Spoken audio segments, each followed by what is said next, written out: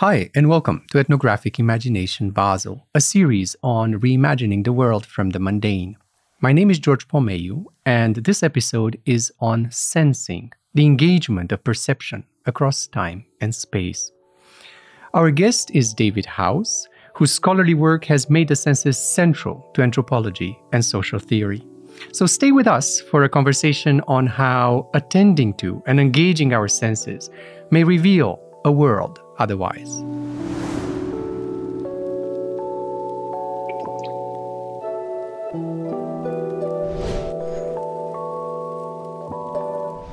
David House is Professor of Anthropology at Concordia University in Montreal, Canada. His research and teaching cover widely fields such as the anthropology of the senses and sensory ethnography, consumption and material culture, art and aesthetics, as well as law and legal anthropology. He is author of numerous books, including monographs such as Ways of Sensing, Understanding the Senses in Society, co-authored with Constance Claassen in 2014, and the Sensory Studies Manifesto, Tracking the Sensorial Revolution in the Art and Human Sciences, published in 2022. He is also editor of numerous essay collections on the senses, including The Empire of the Senses and The Sixth Sense Reader, as well as essay collections on cross-cultural consumption, law, and popular culture. Today, we shall focus our conversation in particular on two of his monographs, Sensual Relations, Engaging the Senses in Culture and Social Theory, published in 2003, and Sensorial Investigations, A History of the Senses in Anthropology, Psychology, and Law, published in 2023. David, thank you so much for accepting our invite. We are really happy to have you here in Basel. It is a pleasure to be here in Basel. Thank you. What does anthropology have to offer by way of engaging and making sense of the senses? And what does an anthropology of the senses look like? What does it do? The anthropology of the senses is a term I coined in 1991, but it wasn't just me. The senses were in the air at the time. Paul Stoller in 1989 had published The Taste of Ethnographic Things, The Senses in Anthropology. And so what I did in 1991 was compile a source book, and it consisted of chapters by Stephen Feld, the great ethnomusicologist, Valentine Daniel, a piece on the pulse as an icon in Sita medicine, and also a chapter by Walter Ong called The Shifting Sensorium. So what the study of the senses involves from an anthropological perspective is first of all the recognition that the senses are made, not given. It's not just a question of opening your eyes. There are ways of seeing, there are ways of hearing, ways of smelling, and these are all inculcated in us through culture. And so it's that idea the senses are made, not given. But also it's the idea of taking a cultural approach to the study of the senses and a sensory approach to the study of culture. So it's both a theory and a method. And what we have sought to do is to liberate the study of the senses from the discipline of psychology. We feel that psychologists confine you in a laboratory and they're anxious to individuate the senses and they're concerned with the interiorization of the senses. We are interested in socializing them, and the idea that perception doesn't just go on in some secret grotto in the head. It's a public activity. And maybe just to dwell on that a bit, to culturalize the senses and to think against the psychological approach to the senses presupposes also not assuming that the sensorium, the division of the senses in a particular is a universal thing, and to show how in any particular context it is being constructed. I think that's a very important notion. In fact, Walter Ong, in that piece, The Shifting Sensorium, referred to the sensorium as the entire perceptual apparatus as an operational complex. So he wasn't starting with the idea of the five senses, okay? Nor were we. There are some cultures recognize more than five, others fewer. What is the sixth sense is another fascinating question. And so this idea of the sensorium as an operational complex shifts the attention from the divisions to the interaction. And above all, the idea that, senses vary. Sight, has it always been the noblest, the most informative of the senses? And is that the case in all cultures? Or can we find different cultural elaborations, cultural constructions of the senses? So if that means taking a cultural approach to the senses, I wonder now about the other side of the coin that you mentioned. What does it mean bringing the senses to the study of culture? Yeah, well, this is beautifully captured by a term that is very much in use today, sensory ethnography.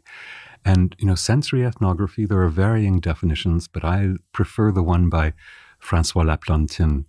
And he stated that the experience of ethnographic fieldwork is an experience of sharing in the sensible, le partage du sensible. We observe, we listen, we speak with others, we partake of their cuisine, and we try to feel along with them what they experience and make sense of that experience. Okay. That last little bit is mine. But this is idea of sensing along with others as the methodology. And sensory ethnography involves that. It involves really, honing your senses, trying to construct another sensoria within your own being that is attuned to the weighting and the interplay of the senses in another culture. So that's what sensory ethnography is. And maybe I can just mention in 2023, a book came out, the Routledge International Handbook of Sensory Ethnography. Brilliant book, 400 pages long, edited by Philip Vanini. And it really, brings out very well through its many, many different contributors, all of the varieties that are involved in sensing cultures nowadays. Right. So many of you who were invested in this sensory ethnography as a different kind of approach to social life, to cultural life, and so on, I imagine also had to face how one dissenters an otherwise well-established methodology in the social sciences, I'm thinking participant observation, that foregrounds by default sight. Yeah, that word observation is very telling. Can you observe a smell? No. Observation is a visual disciplining of the senses. And so in place of participant observation, we have great respect for that methodology. It involves, participating in life, working alongside people, and studying, their practices from, an engaged perspective. But we substitute participant sensation. Okay, so the idea is that you do all those things that are involved in participant observation, plus you are leading with your senses. You are sort of focusing on the sensory dimensions of everything you do, from work to ritual to economics, exchange and so forth. It's that extra element that is involved. And so participant sensation, or sensory ethnography, is the name that we give to it. Is there something distinct about how one teaches anthropologists, let's say, but also other social scientists? You are teaching in a department that is both anthropology and sociology. Sensory ethnography. How does one become attuned to this sort of multisensorial engagement with life? And how is it different from what has been done so far in more classic methodological sort of approaches? Okay, that's a very interesting question because, in some ways, what I was doing in 1991 and subsequently was reacting against writing culture. Writing Culture was a very influential book published in 1986, edited by James Clifford and George Marcus. And it proposed that textualization was the end of anthropology. What does the ethnographer do? They write. Okay, and so there was this focus on writing. And it was anthropologists experimenting with their styles of writing. Okay, so anthropology became a way of writing. What we wanted to do in reaction to that textualization was bring on a certain sensualization. And so our concern is with sensing cultures instead of writing them. And that involves cultivating this capacity to be of two sensoria. You have to both be able to assess your own sensory biases, vision or touch or what have you, and try and work out the biases in the culture that you're studying.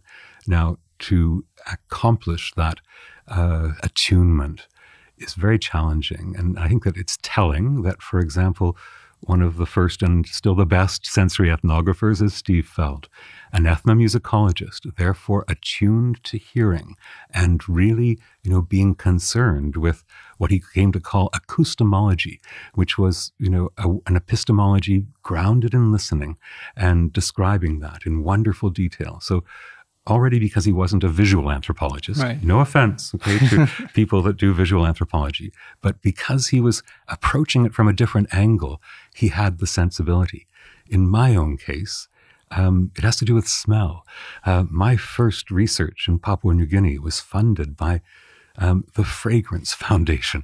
I couldn't get a grant from any respectable sort of scientific organization. And so I turned to them, and they thought, because all of their studies to date had been psychological, this idea of an anthropology and history of smell would be interesting. So smell is my entree. And again, I'm not a visual anthropologist. I guess I'm an olfactory anthropologist. But more than that, we are concerned with the relations among the senses. So it's no one sense that should be allowed to take dominance. You do say somewhere in another interview that you came to the anthropology of the senses, or to build the anthropology of the senses, by following your nose, as it were. And I think that one of the early publications was a co-edited collection on aroma. Yes, aroma, actually it arose out of that Fragrance Foundation grant with Constance, the cultural historian, and my colleague Anthony Sinnott, a sociologist. So aroma was a history, anthropology, and sociology of smell. Now again, only psychologists and perfumers studied smell, but we were interested not just in perfumes, but the full gamut of odors, some not so nice, and really being attuned to all of them. And that was what was unique. That's what the Fragrance Foundation saw in our work as a potential opening. And so, that's how we began. So it was really, that multidisciplinary book on smell back in 1994 that started us on this path. And on that note, and thinking about smell and your funding from the Fragrance Foundation, this is also what took you to Melanesia, and a lot of what's at the core of Sensual Relations, the book, is your ethnographic work in Melanesia, more specifically in two societies in Papua New Guinea. Yes, yes. Tell us more about that. Well, that was such a wonderful opportunity. The Fragrance Foundation effectively funded my trip, and I took with me various smell cards that I did some olfactory, investigations. But what that book is, Sensual Relations, it comes out in 2003. It's actually a rewrite of my doctoral thesis, which I defended in 1992, and it was in 1990 that I was in Papua New Guinea. So the book consists of first part, which is one of which chapters is called Taking Leave of Our Senses. That was my critique of textualism. Then the second one is Coming to Our Senses, which was all about this turn that I discerned within anthropology of people like Catherine Gertz, people like Robert Desjardins. Catherine Gertz wrote Culture in the Senses. Desjardins wrote sensory biographies, this new kind of attunement. So the first part is theoretical. The middle part was ethnographic. It was a comparative study of the sensory orders of two Papua New Guinea societies, one in the Masim region, tromping grounds of Malinowski and Rio Fortune, and also the Middle Sepik. And I was comparing, these are both oral societies, but how might they live the senses differently? And I arrived at all kinds of really quite interesting conclusions about, how the senses are combined and recombined in different formations in those two societies. The last part goes theoretical again. There's one chapter on Freud and one chapter on Marx. In the chapter on Freud, I argue that he had a nasal complex. He foisted all kinds of complexes on us, and I was able to analyze his nasal complex, which resulted in some very bizarre theorizing.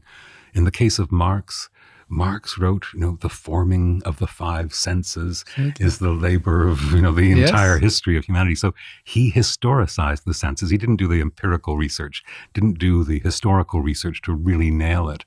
But there's that idea of, a materialist history of the senses, which I've acted on. And then also he had a very severe problem with boils, and arguably this influenced his theorizing as well. He described himself as a carbuncle on the ass of capitalism, and that was very sort of interesting description. So, what it was I was trying to turn this theory, I was trying to find in psychoanalysis and also in Marxist theory, what's the sensory dimensions of it? And then I turned the lens on those two theorists as well. And a lot of that critique was driven by your ethnographic work in Melanesia, and the encountering of different configurations of things. But I wanted to dwell a bit on the history part, a history of the senses, as you call it with Marx, because the fact that different cultural contexts construct the sensorium differently is something relatively, I would say, easy for someone to imagine and to accept. But then how do we historicize the senses? The same would apply for how do we historicize culture, something that anthropologists have long been interested in. And maybe even thinking of the history of colonialism, for example. Can it be told as a history of the senses and sensory reform? I think absolutely, in some very important ways. And, first of all, how do you do a history of the senses? Like, smells and sounds, they vanish in the same moment that they are perceived. But we developed, Constance especially, a technique of what we called sensing between the lines. So instead of reading between the lines, we would try to sense between the lines. So Constance analyzed, the chronicles of the Spanish conquistadors, looking or piercing all of the stereotypes and derogatory remarks to work out the sensory order of the Inca Empire. That was sensing between the lines. Also, when you have the material remains of a society, there's a whole domain of sensory archaeology now. Right. The archaeologists also attempting to reconstruct the past sensoria, not just, collect things. Very, very interesting, development in that regard. So I think you can and you must historicize the senses. And in that regard, colonialism, with its great drives for deodorization and individuation and so forth, is fascinating territory for the application of this. And there is a developing literature, not as in-depth as it could be yet, but I have great hopes for it. I mean, it sounds fascinating, as elusive as a sensory archive might be, the idea of sensing between the lines and how to train ourselves to engage archives in that multisensorial way. You mentioned sensory archaeology. We talked previously about the anthropology of the senses, about sensory ethnography. Growingly, you're also talking about sensory studies. Sensory studies, right? The study of the senses. Yeah. What does this mean? How is it different from everything we've mentioned? Okay. So sensory studies is a term that I coined together with Michael Bull and Paul Gilroy and Doug Kahn. We were the co-founders of the journal Senses and Society. So the introductory essay is called Introducing Sensory Studies. And what we were trying to do, that's in 2006, is theorize what had been going on. So there had been a sensory turn in anthropology, a sensory turn in history, and also in geography and sociology. And all of those were, fairly developed already by that point. So the idea is involves a kind of disciplining of the senses, disciplining of the sensorium. And each of those disciplinary fields of inquiry, we argued, build and become sensory studies. But there was also another dimension to it. By that time, there were many interdisciplinary fields that were quite well defined: visual culture, okay, auditory culture or sound studies, taste cultures, and so forth. And so these interdisciplinary fields, which divide up the sensorium along sensory lines, are also captured by that term sensory studies. Now, I must say that we borrowed that term. There was already a journal of sensory studies out there. It was run by chemists who called themselves sensory professionals, and they're responsible for, all of the artificial flavors and so forth that are out there. They just have a purely chemical approach to the senses. We didn't think they were making very good use of the term sensory studies. We liked it because it sounded like cultural studies, and so we appropriated it. And I've often wondered, because now sensory studies is very, very expansive, what they think when they look up sensory studies on Google and they find all these anthropologists, with no credentials in chemistry whatsoever going on about sensory studies. One of the things, probably, I don't know how many people know about your work, is that you also have studied law and legal anthropology, and you come from a legal background and have also been teaching law, I think at McGill, right, for quite a while. And I was wondering how you reconcile your interest in law with all the contributions you have brought towards an anthropology of the senses. In other words, how could we think the relationship between law and legal systems and legal plurality and so on, and the sensorium? Yeah, I mean, I lead a double life. Okay, I teach anthropology at night at Concordia, and I teach law by day at McGill. So Jekyll and Hyde or something. How do you, bring them together? But actually, I discovered, and we had a grant to explore this, the senses are everywhere in law, from that figure of justice with the blindfold and the scales and the sword to, a hearing. Okay, why is, a judicial proceeding called a hearing? There are all kinds of things in the laws of evidence that have fascinating dimensions.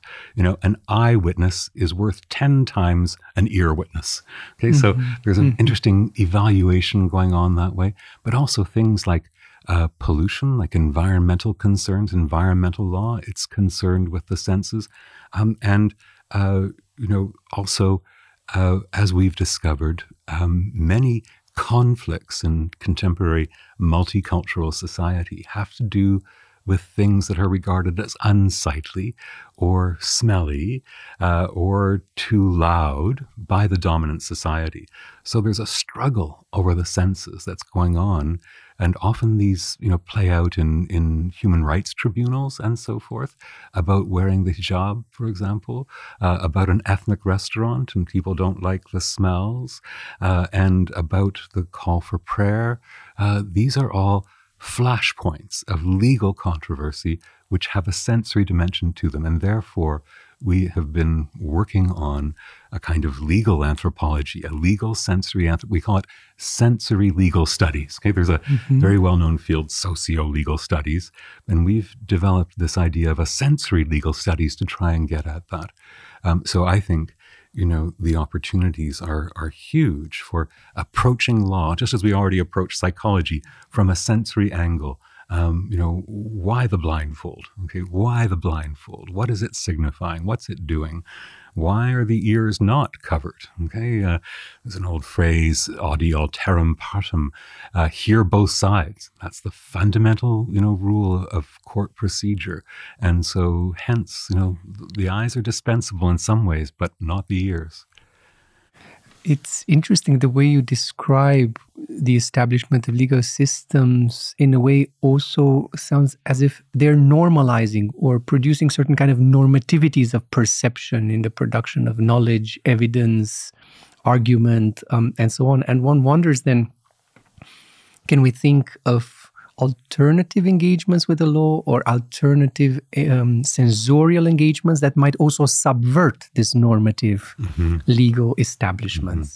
You're absolutely right. The normalization of perception in the law of evidence, for example, and all of the strictures that we are subjected to in law, in terms of noise bylaws and this kind of thing. That all has to do with precisely, normalizing a given range of perception, and don't step outside of it, or, you're committing an offense. Yeah. And so how might one destabilize that? Well, we're trying. Okay, one of the things that we're doing right now, we have a project called Sensitive Material, and it's about Indigenous artifacts in Canadian museums. These artifacts, like drums and masks and so forth, are considered persons and animate in their cultures of origin. They like their senses sort of soothed. So a smudge ceremony, a chanting, all sorts of other ways in which the senses of these, they're not objects, they're beings, are, soothed is very important. And then the question becomes, these objects, they're not objects, are both sensible, okay, they have sensory attributes, they are attributed sentience in their cultures of origin. Well, what about then their legal personality? Okay, if they are persons, might they have a legal personality? Do artifacts have rights? Now, artifacts are things, so you might think there's no opening within the Western legal tradition, but at the insistence of a whole range of Indigenous cultures, that's been changing, and we're just beginning to explore some legal precedents that can give substance to that idea of artifacts as having a spiritual, a sensorial, and a legal personality. Rivers, for example. Exactly, mountains and forests. Yes, okay. Yeah. So all of these ideas of personhood, of sentient personhood, come from without the Western tradition. We couldn't have gotten there on our own devices, okay? But, the Maori in New Zealand, and then the various groups that we're working with in Canada with respect to artifacts are all lobbying for this expansion of the notion of personhood, which I think is fundamentally tied to sentience. And how can those expansions be accommodated is the first question. That's where my legal training comes in. I'm not just going to say, oh, you must. I don't think that's going to help. But I want to show how within the law there are these little glimmers of hope, for doing that. And I think the idea of the self-determination of artifacts would in turn help the self-determination of Indigenous peoples, because nobody is better positioned than them to interpret the will of artifacts. And so this could create, another whole domain of practice within law. I think what is so interesting, like listening to you talk about both the anthropology of the senses and sensory studies more broadly, is that on the one hand, this is about an effort to pursue a deeper understanding of bodies, personhood, social life in general.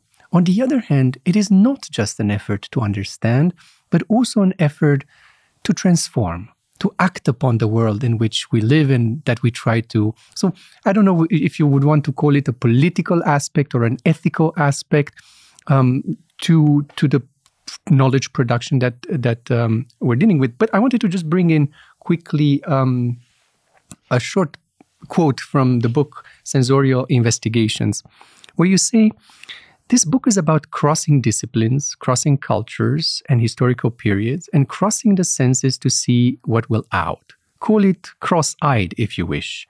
But as I hope to show, blurring vision by interweaving the wisdom of the senses of other cultures and other historical periods can help sharpen one's sense of what doing justice entails. And I wondered about that, the relationship between if not a political sort of effort in anthropology of the senses, but a certain kind of relationship between the senses on the one hand and justice on the other. Yeah, I mean, I can only say I'm just at the beginning. That's sort of one of the closing lines of that book, and so it's really, this is my project now, and I want to look at, well, what does this idea of a sense of justice mean? Okay, concretely, what is a sense of justice?